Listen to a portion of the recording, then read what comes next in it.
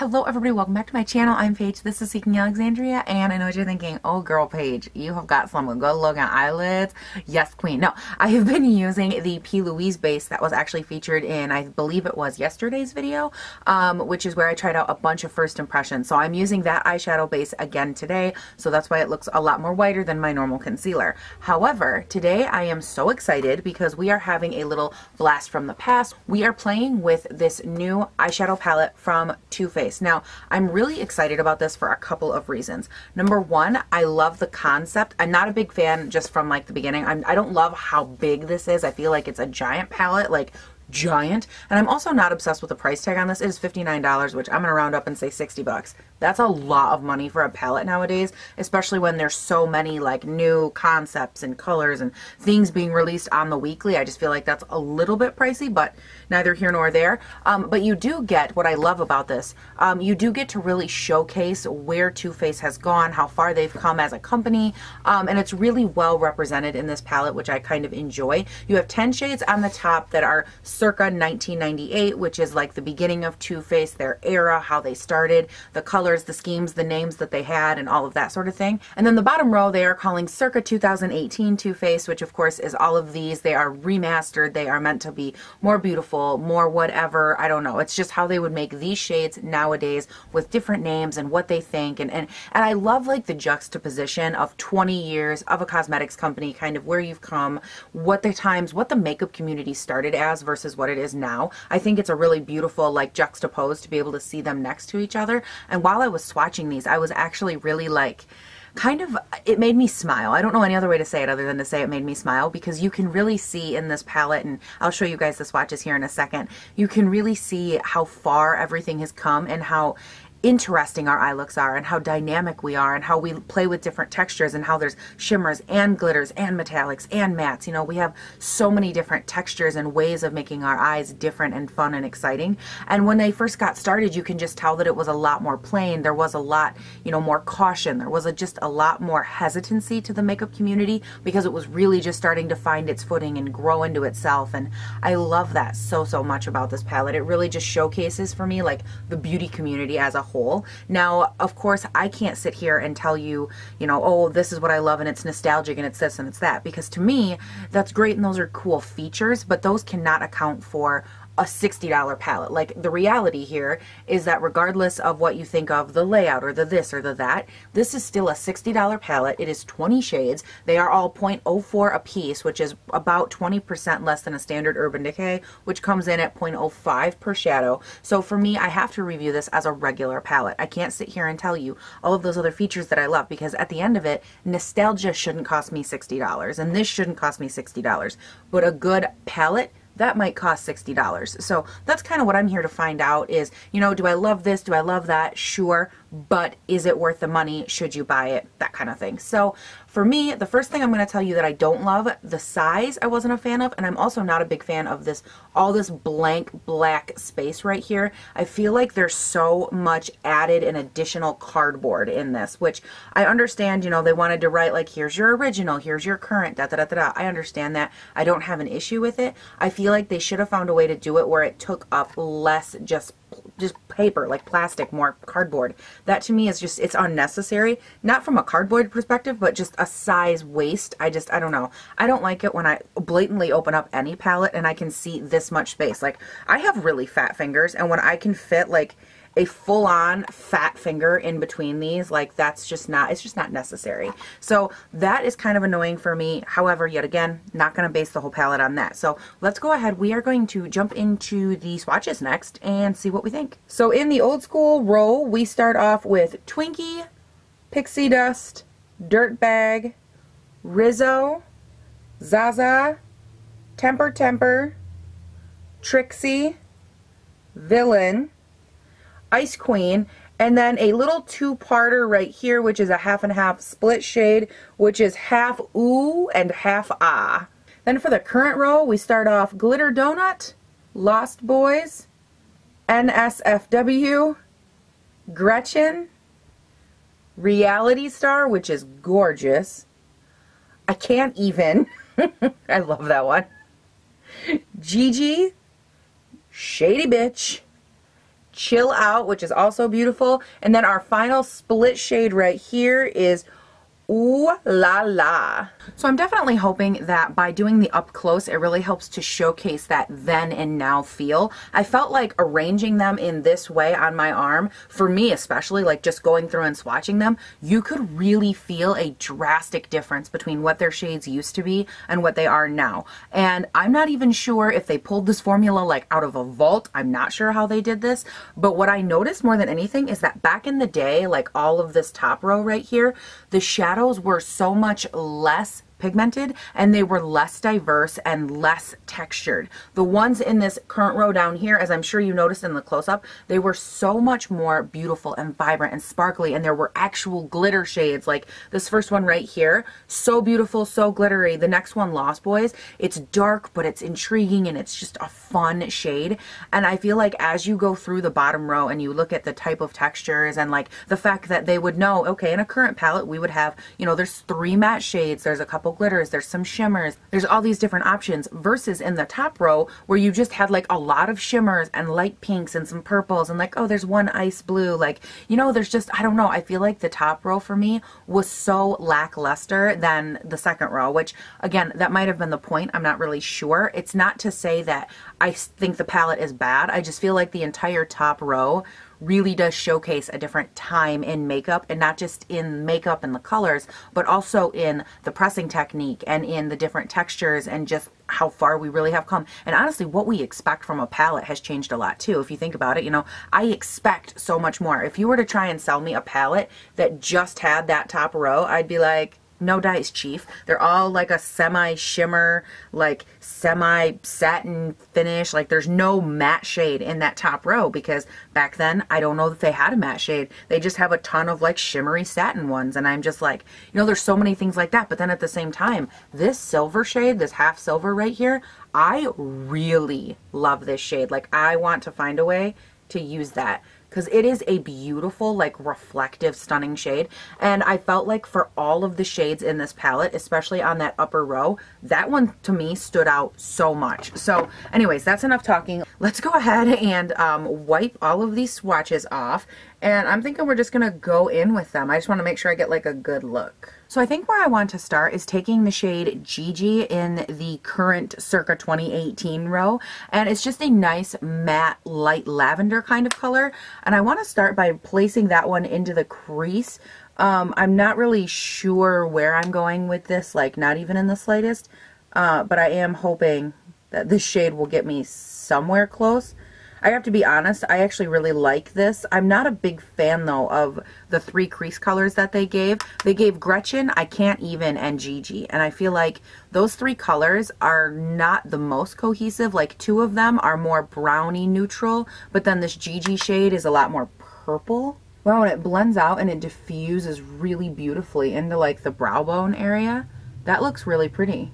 I'm going to take the matte shade I Can't Even right next to it. Whoa, you guys, hold on. This picks up so much. And look at, just from using those 2 shades, I don't know if this will pick up on camera because of all that reflection, but there is so much kick in those 2 pans right there, those 2 matte shades. So much kick.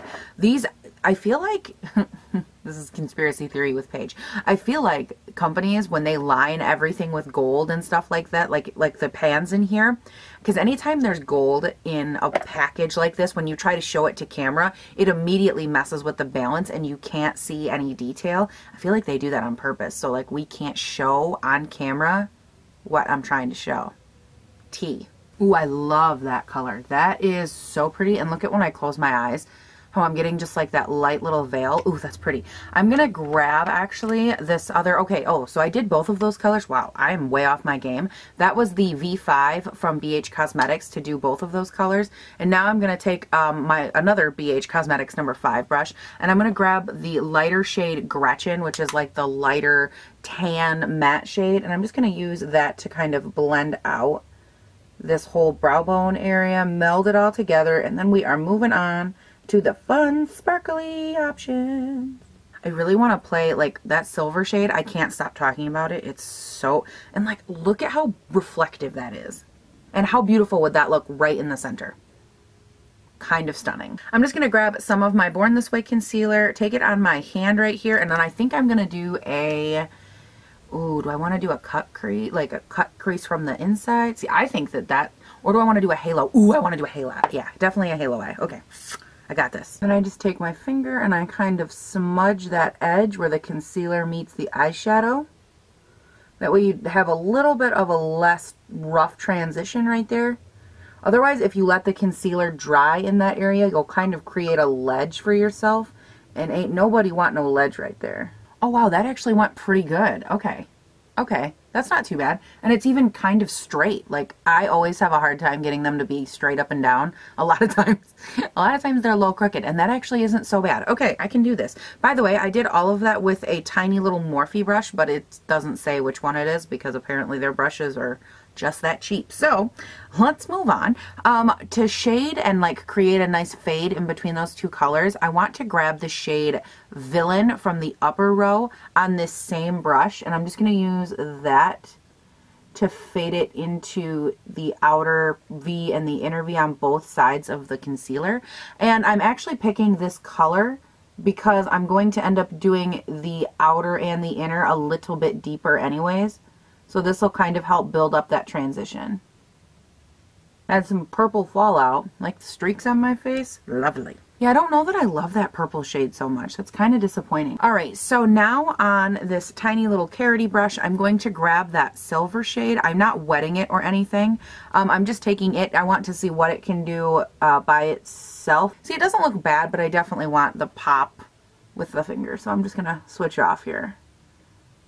I'll have to use the brush again in a second though to get up close to that cut crease. But I find that my finger really just packs on the punch a lot better for the lower part. Like, look at how beautiful that is. That's gorgeous. And you'll see that I'm kind of covering up a lot of that purple because it looked like absolute ass. I did not like that color, the purple that I had put here and here to blend out that concealer. Hated that color, so got rid of that shit real quick. I'm going to find, I don't know what color do I want to use. I think I want to go in, yeah, I think I just want to go in with the shade Gigi, which was that matte purple shade, and use that to kind of finish that fade right there. So let's find a good brush for that. This one will work perfect. I believe it's just an IT Cosmetics brush, but I've had it for so long that it doesn't say what it is on it, which is a good look. So we're going to take that matte shade Gigi. It's just like a more dense, I would say, blending brush, but I like it because I can really pack the pigment on, and I'll use it in more of a stamping motion right here. And I'm just kind of stamping it everywhere that I had already put the other purple and then a little bit of silver over top. And it'll still give me a really nice deep undertone, like fade from the other purple, but this color will shine through a lot more than that color, which is what I'm going for. I can already see that my color is doing that Leaning Tower of Pisa thing where it's starting to go to the side. So I'm just going to help correct that a little bit, place a little bit of that silver off to the side at the base, just to correct the color. There we go. That's much better, I think. Yes. Oh, yes. Much better. Now, just to give me a little bit more definition and color right up there, I'm going to go in with this Morphe M507. It's like a much, much smaller, but still a blending brush. And I'm going to grab the shade Gigi. I've used this shade a lot today. It's a great color. And I'm just going to run that right up along this base. I guess it's not a base. It's the top of the cut crease. I was going for the base of the brow bone, but I guess it's, you know what I'm talking about, right in here. Ooh, that's pretty. That is so pretty. I love that. It's definitely crooked. Look at how crooked it is. That's a little bit funny. Okay. Like when I relax my eye, look at where it lays. It lays like over here. That's a little entertaining. Okay, let's grab a little brush and fix that. Okay, yes, much, much straighter. Now, I do want to go in and deepen up the outer and inner V, especially right now. I feel like the inner eye actually looks a lot deeper than the outer eye, which again, I think it's that purple Villain, that shimmery shade. That shade for me was just very inconsistent. So I'm going to take that same Morphe M507 brush and I'm going to dip in to the Current circa 2018, the split shade. I want that black, the Ooh La La black, and I want to run that because it is a matte black. It doesn't have sparkle in it. The Ooh La La or Ooh and Ah from the original, that one has sparkle in it, and this one does not. So I just want to take it in smaller little amounts and kind of work it into the outer V and the inner V. and really deepen up both colors and make them a lot more equal. I think that deepening that up helped a lot, but you can really see a lot of black fallout that I don't love, but ay, ay, ay. Guys, I'm having like a minute with these eyeshadows. Like, oh my gosh. Like, I just keep finding myself not super impressed, which is so sad because I really, like, I love certain shades. Like, they're either really, really good or they're bad. Like, there's no in between. Okay, I think that helped a little bit. I took some of the I Can't Even shade, the matte purple from the current row, and I blended it like right here and a little bit to like move the cut crease a little. I think that helped a lot, but I do feel like overall I'm just having just a not desirable time with these. And I don't know why. Like, it's really bumming me out because I wanted to love them so much. And what's funny is I specifically went with the route of colors that like I knew would be a little bit different from what other people would choose. Like, I figured people would definitely pick like Reality Star or really glittery pink or glitter donut or Twinkie. Like, I knew that they would go for the golds and like that whole fun side, and I picked these shades specifically to like test a different spectrum, and I don't know, I'm kind of bummed. Alright guys, let me go ahead and run off of camera. I'm going to do this eye real quick, finish up the rest of my face, and when I come back on here, I'm going to have a lot more like decisive thoughts for you. I really want to think about how I word this, because I really want to think about my thoughts a lot extra on this. I'm just, oy. So let me go do that and I will be right back. Okay, you guys, went ahead, got the rest of my face on, and just real quick, what is on my lips is kind of a combination. This is the MAC Nothing to Wear Cream Sheen Lipstick, so it's not super opaque. And then over top of that, I put just a little bit of the Maybelline Vivid Hot Lacquer. This is in 66 Too Cute. I just wanted like a light pinky kind of layered gloss moment. It's nothing too crazy or out there, but I really thought that the eyes would like make the pop. So that is what is on my lips if you're curious. Now, I say that because I clearly did not pick up any of the lipsticks from this Too Faced line. I hate metallic lipsticks. Like, I have a couple for if and when I need them, but other than that, I do not like them. They look so bad on me, and they're just not practical. Like, I don't wear them. Moving on, you know what I mean? So I didn't pick any up because I'm like, why am I going to buy something that I don't use? And God knows I don't get PR, so no thank you. So let's talk about this palette. Now, I was trying to find a way while I was offline, off camera, off whatever. I really, honestly, I've been putting my makeup on, like really thinking about this for probably the last hour, like hour and a half. I really wanted to think about it and make sure that I conveyed it in a way that would make sense to you guys. Because here's my thought. If I had to like rate this palette, I would give it like a 3.8, 4 stars, like right, not 3.84, 3.8 or 4 stars out of 5. And here's why. I feel like this palette has a lot of really good aspects to it. My biggest issue, one of my biggest issues, is the inconsistency between the shadows. I understand that they're trying to give you that juxtaposition between like, you know, then and now, and it's 20 years difference, and this is what we would do now, and da-da-da-da. I don't have an issue with that. But at the end of it all, like, we did pay $60, which is not cheap. 59, I'm rounding to 60, for this palette, and I want them all to be consistent, all to be shimmery, all to be beautiful, all to be blendable. And what I found as I was kind of dipping in with my fingers off of camera and like playing with the shades a little bit, is that I don't love the consistency of these. Some of them, when they work, they're beautiful, they sparkle, like that silver, I love those.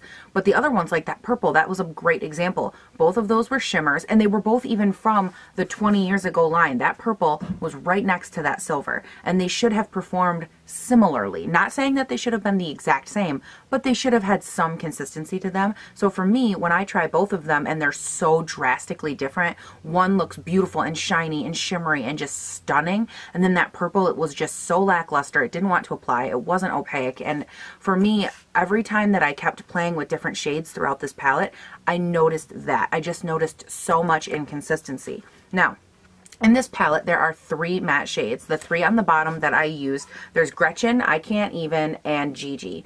I did use a lot of I Can't Even and Gigi, these 2 shades right here. They are very powdery and a lot of kick up in the pan.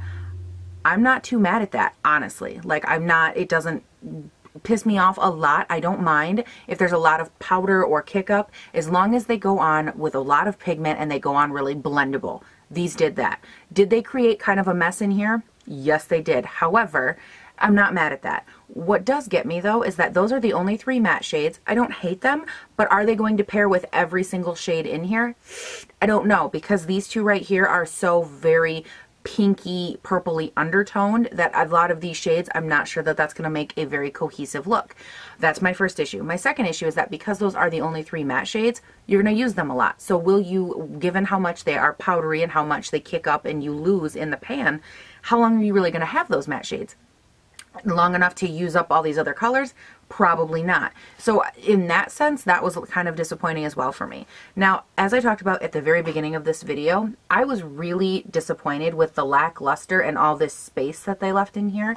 So for me, and this is where my opinion might differ from a lot of other people's opinions, and I understand that. On the mirror here, which I can't show you because it like reflects back, it says celebrating 20 years of being fabulous.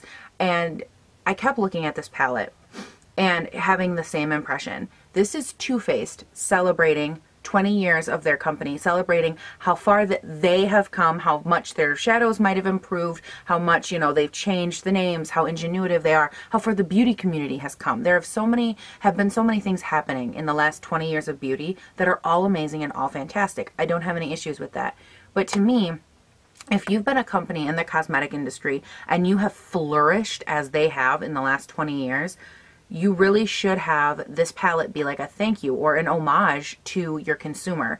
And I felt like to say, you know what, here's our original 10, here's our current 10, here you go.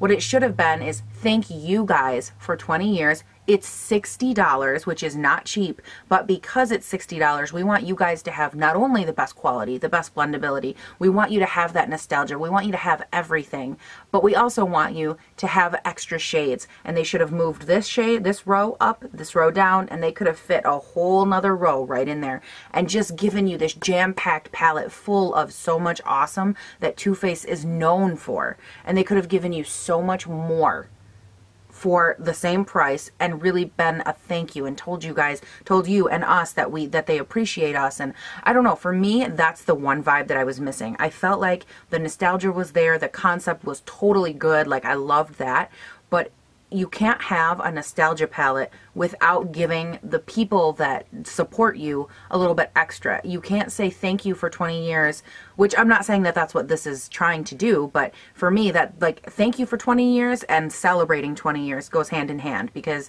without consumers and people to buy your stuff, you're nobody. So that for me was missing.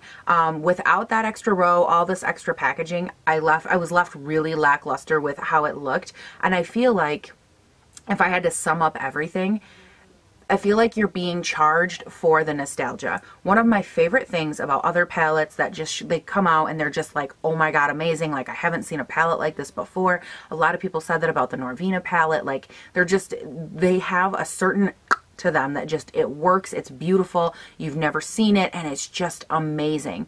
And when brands come out with stuff like that, and they don't charge you more for it, to me, that is the trueness of a brand. When they don't change or flex and ebb and flow their pricing based on a cool, new, creative, awesome concept. And I felt like this palette was so highly priced for the market right now. I feel like most palettes are somewhere in like the $40 to $45 range. That's pretty righteous, even $48. But $60, I'm $59, I'm rounding up to 60. It just seems really pricey. Yes, there's 20 shadows, yes, blah, blah, blah, but at the same time, they're also a little smaller. They're all 0.04 versus 0.05, which is like my standard good, you know, amount of product that you get in a pan. So I feel like they charged for that nostalgia factor, and I'm not a fan of that. Anytime you have like a good, awesome quality concept, you know, it looks good, it's different, it's creative, that's something that you don't charge for. To me, you make this palette say 45 bucks and you say, you know what guys, here's a $45 palette. We are giving you that gift of remembering what it was like the first time you tried our makeup. We want to give that gift to you. We want to give you the gift of time and in remembering and going back to that part of who you were. And I don't know, there's just something about that doesn't work for me. I feel like you were upcharged for that. So when it breaks down, do I think that you need it? No, I don't find the colors to be super creative. I don't find it to be a super insane palette. I think if you love the nostalgia factor of Too Faced and you don't mind paying a premium for it, This is definitely a good palette. I don't think you'd be super disappointed. I don't think you'll love all the shades, if I'm being honest, but that's just me.